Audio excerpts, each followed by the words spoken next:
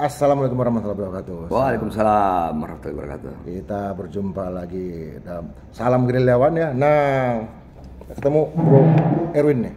Siap. Orang kenal Bro Erwin adalah seorang pengusaha sejak muda. Ya, alhamdulillah. Sampai sekarang masih muda. Masih muda. Dan kemudian orang Golkar. Rambut masih hitam. Masih hitam. Tapi SMA-nya di Bandung. SMA di Bandung. Kenapa milih Bandung? Begini, Pak JK punya program waktu itu untuk bagaimana menaikkan orang-orang dari Sulawesi supaya bisa lebih dekat dengan kampus terbaik di Indonesia, ITB kan. Jadi oleh karena itu kita harus sekolah SMA di sana. Karena kan rata-rata sekolah di Bandung kan diterima di ITB atau UNPAD. Jadi Pak JK punya program waktu itu dan saya masuk dalam program itu. Dan program itu ya tentunya diambil dari putra-putra terbaik, putri terbaik orang Sulawesi Selatan yang punya kemampuan baik dan bisa diperkirakan lolos di kampus-kampus terbaik di Indonesia. Jadi saya ikutlah program itu dan saya tinggal di bersama-sama teman-teman semuanya yang datang dari Sulawesi.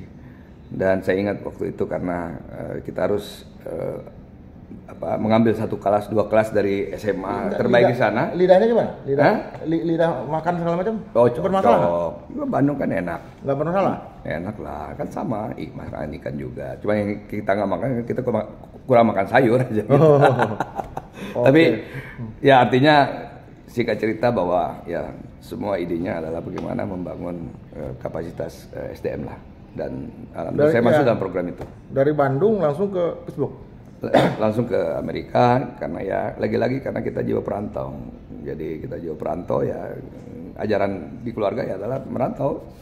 Jadi merantaulah sejauh-jauhnya ya kita merantau. Artinya dengan SMA aja Bandung udah dikuasai sebetulnya. Alhamdulillah. Nggak perlu lagi masuk ITB. Banyak teman. Nggak perlu lagi masuk ITB. Saya waktu itu daftar fakultas astronomi gitu, nggak jelas juga, nggak mau jadi teknik sipil dan sebagainya. Sama ya, mau jadi ini ya, mau jadi apa? mau lihat langit, ya kan? Jadi daftar, tapi ya akhirnya karena ya, orang tua ingin sekolah ekonomi ya saya ke Pittsburgh. Tapi karena saya tertarik juga dengan kebijakan publik, saya sekolah public policy juga di Pittsburgh. Jadi saya ambil 2 courses di sana dan alhamdulillah bisa kita belajar banyak, khususnya masalah kemandirian dan juga bicara tentang bagaimana transformasi kota ya. Pittsburgh itu dulu kota baja, kayak Cilegon, ya, polusi di mana-mana, batu bara di mana-mana, ya, polusi. Nah tahun 90 itu terjadilah transformasi besar-besaran bagaimana Pittsburgh itu kemudian menjadi kota masa depan ya, kota green, kota digital, kota kesehatan, kota pendidikan. Menarik itu. Ya, dan akhirnya terbukti dan kalau tidak salah tahun 2009 barangkali ya, atau 2009 ya. Waktu itu Presiden Obama menghost G20 ya, itu di Pittsburgh.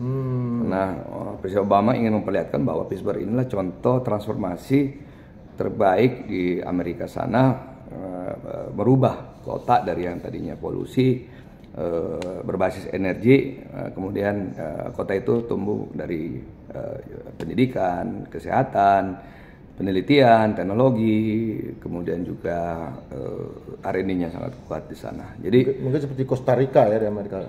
Ya, di Spain ada Bilbao, ya. Tetapi saya kira itu contoh yang baik buat Indonesia. Saya kira ini juga menurut saya ini salah satu yang harus dilakukan di Kalimantan Timur. Makanya ada Nusantara di sana. Saya kira perubahan yang penting. Karena jangan sampai batu baranya Kalimantan Timur habis, minyaknya habis, gasnya habis, terus kemudian yang tertinggal hanyalah bolong-bolong yang merusak lingkungan. Nah, saya protes memang karena ada sultan di Facebook saya itu ayam Kinantan dari timur. Enggak salah bang, ayam Kinantan itu PSMS, yang udah ayam jantan. Itu gimana soal ayam jantan sama ayam Kinantan ini kan? Kok tiba-tiba bro ngurus bola gitu kan? Ya, saya. Usia berapa itu? 20 lah. Jadi Ayam jantan apa kinantan? ayam jantan dari timur. Ayam Jadi jantan dari itu timur. PSM Makassar Iya, kan. Betul. Jadi kenapa ya memang logonya kayak gitu. Kan Hasanuddin. Ya. Kalau Hasanuddin? Enggak, dia sama kayak semen Padang, Kabau Sirah. Ah, Oh. Kalau semen Padang Kabau Sirah, kalau dia ayam jantan kan. Jadi waktu itu setelah Pak Nurdin Halid, Ya. waktu itu juara sebenarnya Pak Nurdin, juara Liga Indonesia. Terus kemudian akhirnya nggak ada yang lanjutin, saya lanjutin. Runner up 2 kali waktu itu Liga Indonesia. Terus kemudian saya serahkan ke Pak Ilham Arif Sirajudin, wali kota Makassar waktu itu. Karena ya mengurus bola ya satu hal juga yang menarik karena kita harus mengurus mengelola manajemen, mengelola supporter, fans dan sebagainya. Dan Makassar kan kota hiburannya bola lah kira-kira begitu. Nah, memang waktu itu saya lagi-lagi waktu umur 20 lah. Saya bilang ya sudah ya turun ke lapangan ketemunya dengan orang-orang bawah ya Bola. banyak preman, banyak macam-macam di situ, artinya bergaul lah sama mereka. Padahal saya sekolah Amerika nih. Iya. Tapi nggak apa-apa. Bukan main badi sarung apa? Ya bicara. Kalau kalah ditimpuk pakai botol karena kalau saya kan duduk di lapangan. Jadi nggak pernah pengalaman badi Banyak, nggak pernah? banyak. Kita sekali Kelahi juga kita nggak? sekali di Cilegon dikejar sama supporternya kalau nggak salah itu klub di Cilegon. Oh, Banten ya, orang-orang Banten ya. Jadi saya ingat juga di mana di Banjarmasin itu kita harus keluar dari stadion pakai mobil itu Brimob itu loh. Barakuda. Kenapa? Waduh itu ditimpuk habis kita kalau keluar dari stadion. Apalagi kalau menang. Nah sekali juga kita menang di Papua itu harus lari lewat speedboat. Astaga. Nah, kenapa? Banyak juga pengalamannya.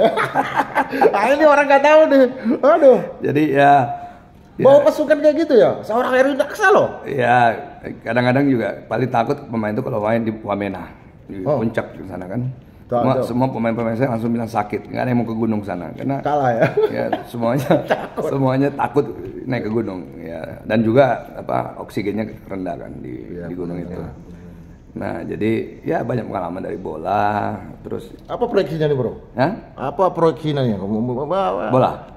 Ya proyeksinya untuk bola kita ini benar-benar bisa. Bola Indonesia, saya kira bola Indonesia baik lah ya, cuman harus dikelola aja dengan benar, mulai dari berapa tahun nih, bibitannya 10 tahun? Ya saya kira untuk sampai ke dunia? Saya kira semakin cepat karena banyak orang Indonesia sekarang bermain bola di luar negeri kan. Nah cuman karena tidak dimanfaatkan di Indonesia jadi mereka bermain di luar negeri. Nah saya kira akan lebih cepat. Lihat aja sekarang negara-negara kayak Maroko bisa lolos, kayak Saudi bisa ngalahin Argentina. Jadi selama pelatihnya bagus, ya dan selama pembinaannya bagus, ya paling penting adalah dukungan pemerintah. Karena lagi-lagi pelatihan punya lapangan latihan yang baik. Karena di daerah itu rumputnya nggak ada lapangan bola kita. Gimana cara mau nendang bola yang benar kalau rumputnya nggak ada gitu? Gimana mau nendang bola? Nah tentunya juga gizinya harus bagus. Jadi kan sekarang ada sport science kan, jadi harus pakai ilmu sport science juga gitu. Oke, terakhir nih bro, dukung tim mana nih untuk Piala Dunia? Saya kira ini antara Eropa sama Amerika Selatan. Jadi ya kita lihat nanti Amerika Selatan ada Argentina, ada Brasil. Di Eropa masih ada Prancis, masih ada Jerman. Oh, Jerman udah kalah ya. Siapa lagi yang masih tinggal? Tapi saya kira Prancis sama Belanda ya. Belanda. Jadi saya lihat ini antara Amerika Selatan dan Eropa. Portugal juga masih ada. Oh, Portugal. Nah, Portugal masih ada. Jadi kembali bahwa semua negara yang bermain di Liga Eropa itu negaranya hebat. Tapi Erwin Aksa itu cerita-cerita tadi timpuk lari baru ini ya. Oke, sampai ketemu lagi nanti dengan Sang Gerilyawan. Terima kasih. Assalamualaikum warahmatullahi wabarakatuh. Waalaikumsalam.